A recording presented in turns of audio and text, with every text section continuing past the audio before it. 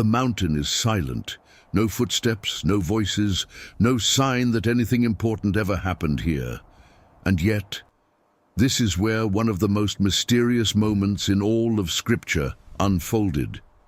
You stand on the slopes of Mount Nebo, where Moses came to the end of his life. The wind moves softly across the stone, the horizon stretches endlessly before you, and somewhere here, a body was buried, not by men, not by followers, but by God himself. And no one has ever found it, not then, not now, not ever. You feel the weight of that immediately, because this is not how history usually works. Great leaders leave behind something, a tomb, a monument, a place people can return to. But here, there is nothing, no marker, no location, no trace. And that absence is intentional. You take a step forward, looking across the land Moses saw but never entered, and something begins to form in your mind. This was not just a burial, it was a decision, a deliberate act that removed something from human reach forever. But why? Why would God hide the body of the man who led Israel out of Egypt? Why erase the physical trace of someone so central to history? And then another layer emerges. Because this moment is not just recorded in one place, it echoes later, quietly, briefly, but powerfully. Epistle of Jude reveals something unexpected, a dispute, not between people, but between beings, Michael the archangel and Satan arguing, contending over the body of Moses. And suddenly, this quiet mountain becomes something else, because this is not just about where Moses was buried, this is about why it mattered.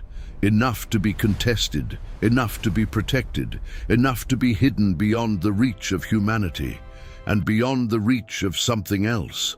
You feel the shift immediately, because now the question deepens. What was at stake? What could be done with that body? That made it worth fighting over. You look again at the empty landscape, and now it feels guarded, not visibly but intentionally, because something here was secured, not left open, not left vulnerable, removed completely. You begin to understand something important. This is not just about death, it is about influence. Because Moses was not just a man, he was a symbol. The lawgiver, the one who spoke with God face to face, the one who carried authority unlike anyone else in his time, and anything connected to him carries weight, meaning, power. And that is where the danger begins, because if that body remained accessible, if it could be found, it would not remain just a body. It would become something else. You can almost see it forming, a place people travel to, a site that grows in significance, a location that becomes central, and slowly, without realizing it, the focus begins to shift from what Moses taught to Moses himself, from the message to the man, and that shift changes everything. You feel it clearly now. Because history repeats this pattern over and over. People anchor themselves to what they can see, what they can touch, what they can locate, and when they do, they stop moving forward. They stop looking beyond. They stop seeking what lies ahead. And that is exactly what Moses was never meant to become. He was never the destination. He was always the guide, the one pointing forward, the one leading people beyond himself. And if his body remained, that direction could be lost. You step back slowly. The silence of the mountain now feels intentional, protective, because this was not just about removing a grave, it was about removing a distraction. But then you return to that confrontation, because it adds something deeper, something more unsettling, because this was not just about people misusing the body, it was about something else, wanting to use it, something that understood its value, its influence, its potential. And that is where the mystery becomes something more than historical, because now this is not just about what happened then, it is about what could have happened and what was prevented. You look out over the land again, and you realize this is not a story about a hidden grave. It is a story about a guarded truth. Because what God hid was not just a body, it was a possibility. And whatever that possibility was, it was dangerous enough to be removed forever. The question lingers in the silence. Why would Satan, what some traditions also call Iblis, care about a body? Not a throne, not a kingdom, not power in the way we usually imagine it. A body, lifeless, buried, hidden, and yet contested. You stand again on Mount Nebo, and the emptiness feels different now, because this is not absence, this is prevention. You begin to think about how influence works, not through force alone, but through focus, through what people look at, return to, build around. Because wherever attention settles, direction follows. And that is where the danger begins, because if the body of Moses had been found, it would not remain neutral. It would become a center, a reference point, a place people return to again and again, and slowly. That place would gain weight, meaning, authority. Not because it was meant to, but because people assign meaning to what they can see. You can almost see it unfolding. Pilgrims traveling, stories growing, structures rising, and eventually, something sacred becomes something misplaced because the focus shifts, not all at once, but gradually, from what Moses delivered to Moses himself. And that shift is subtle, but devastating, because once the messenger becomes the focus, the message fades. You feel that clearly now, because this is not theoretical. It is a pattern repeated throughout history, and this moment interrupts it completely by removing the possibility. But then you think again about that confrontation, Epistle of Jude, and what it reveals. Michael the archangel does not argue with noise. He does not escalate. He does not engage the way we expect. He simply stands and says, "The Lord rebuke you." And that tells you something critical, because it means this was not a battle of strength. It was a matter of authority, of permission, of what would be allowed and what would not, and what was not allowed was access. You begin to understand something deeper. If Satan could have accessed that body, he would not have needed to destroy it. He would have used it, distorted it, repositioned it, turned it into something that redirects people, because deception rarely works by removing truth. It works by reshaping it. You feel the weight of that now, because Moses represents something powerful: law, authority, divine encounter. And if that could be manipulated, if it could be turned into something else, then the impact would be massive. You imagine it, a body revealed, a location known, a place elevated, and from that place, narratives begin to form. Interpretations shift, focus changes, and slowly, people begin to anchor themselves to something that was never meant to hold them. You step back again, and now the concealment feels even more precise. Because it does not just prevent idolatry, it prevents distortion, it prevents confusion, it protects the clarity of what Moses actually represented. You look out over the land again, and something else becomes clear. This is not just about the past, it is about the present, because the same principle still applies. What people focus on shapes what they follow, and if that focus is misplaced, everything that follows is affected. You begin to see why this still matters. Because the temptation has not changed. To hold on to what is visible, to anchor faith in what can be located, to build around what feels tangible, instead of moving forward. And this story disrupts that instinct completely by removing the option.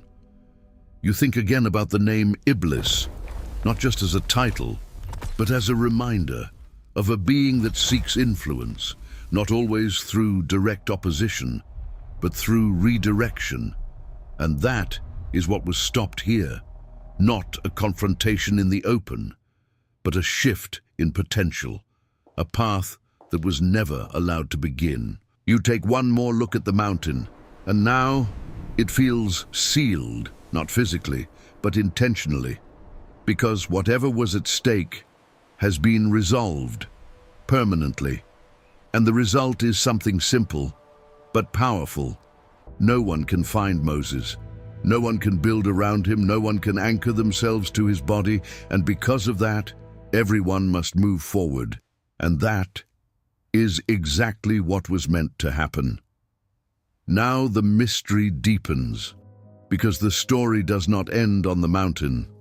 It moves forward, quietly, unexpectedly, and then, suddenly, you are no longer standing on Mount Nebo. You are somewhere else, higher, brighter, a different kind of mountain, Mount of Transfiguration. And there he appears, Moses alive, not buried, not lost, not forgotten, but present, standing, speaking, recognizable. You feel the weight of that immediately, because the man whose body was hidden is not gone. And that changes everything, because it means the concealment was never about erasing him. It was about preserving how he would be understood. He stands there with another figure, Elijah, and before them, Jesus Christ. And suddenly, the entire story aligns, because Moses is not the center of this moment. He is not elevated above everything. He is not the focus. He is pointing, confirming, standing as a witness to something greater than himself. And that is exactly what his life always did. He led, he guided, he pointed forward, never to himself, always beyond. And now, because his body was hidden, there is no confusion, no competing focus, no place pulling attention backward, only clarity. You begin to understand something profound. If his body had been found, if it had become a place, this moment would feel different, distorted, divided, because people would already be anchored to something else. But instead, there is nothing to pull attention away, nothing to compete, nothing to confuse, only the truth of what he represents. You step back from the scene, and now the confrontation in Epistle of Jude makes even more sense, because what was being protected was not just a body, it was a role, a meaning, a direction, and that direction had to remain clear, unbroken, undistorted, because Moses was never meant to be the end. He was always part of a larger story, and that story continues here, on this mountain, in this moment. You feel it deeply now, because the concealment of his body allowed for the clarity of his purpose, and that clarity points directly to what comes next. You look again at Jesus Christ, and suddenly, everything Moses carried, the law, the covenant, the journey, all of it finds its fulfillment here, not in a place, not in a grave, but in a person. And that is the shift from location to revelation, from something that can be found to something that must be understood. You realize something that reframes everything. If Moses' body had remained, people might have stopped at him, but because it was hidden, they are forced to move beyond him, and that is exactly what was intended. You step back again, and now you see the full pattern. The mountain of his death hidden, unmarked, the confrontation over his body, resolved, closed, and then his appearance later, clear, undistracted, pointing forward, and all of it connects. Because nothing in this story is random. Every detail serves a purpose. Every moment protects something greater. You begin to feel how relevant this still is, because the same tension exists today. The pull toward what can be seen, what can be touched, what can be located, versus what must be understood, what must be followed, what must be trusted without physical proof. And this story forces that choice. It removes the visible so that the invisible becomes clear.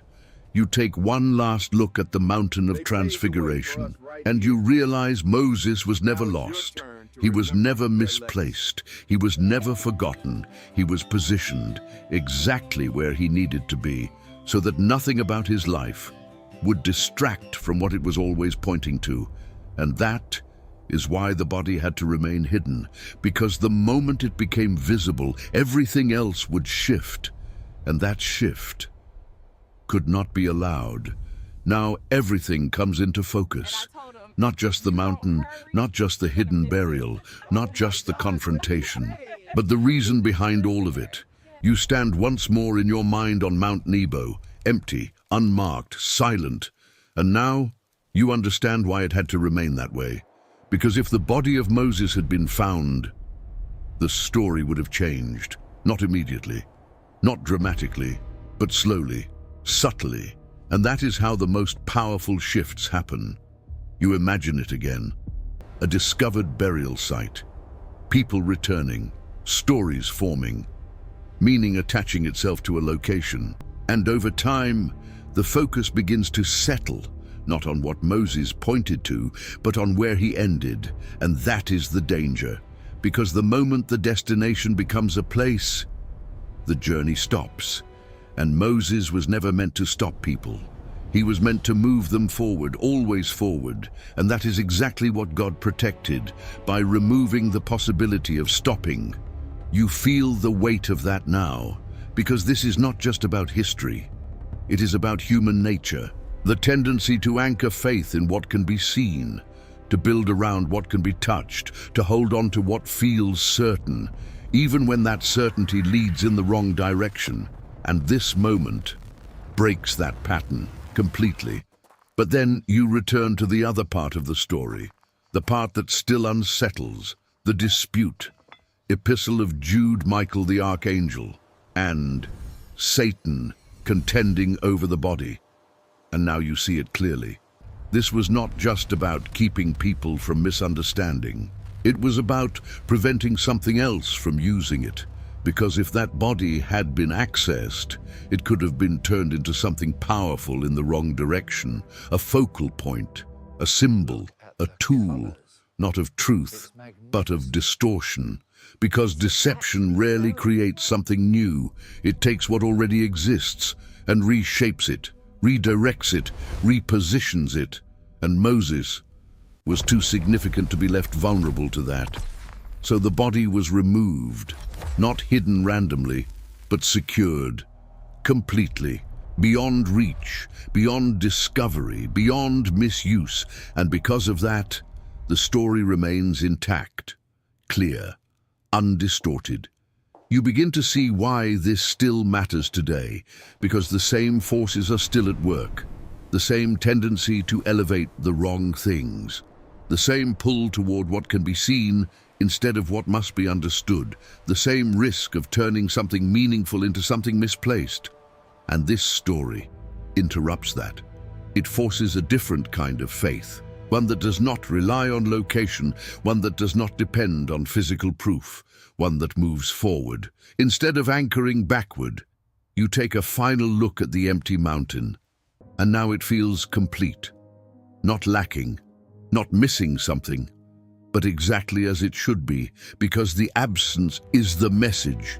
You remember the moment on Mount of Transfiguration, where Moses appears again, not as a relic, not as a memory tied to a place, but as a witness, standing beside Jesus Christ.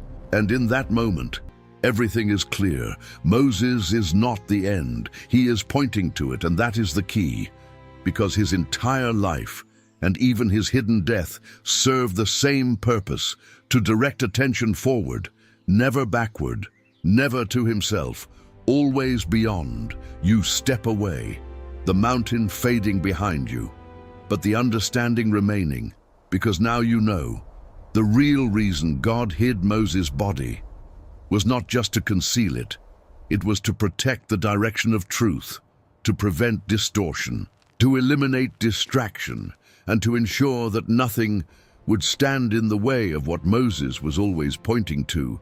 And as for Iblis, still searching, still seeking something that was never meant to be found, you realize something powerful. The search itself reveals the strategy to find something physical and use it to redirect what is spiritual. But that strategy failed here, completely, because what was hidden was never meant to be found. And what truly matters was never meant to be located in the first place. And that is why this mystery still matters, because it teaches something that does not change. If you focus on what can be found, you may miss what is meant to be followed. And Moses was never meant to be found. He was meant to lead you forward.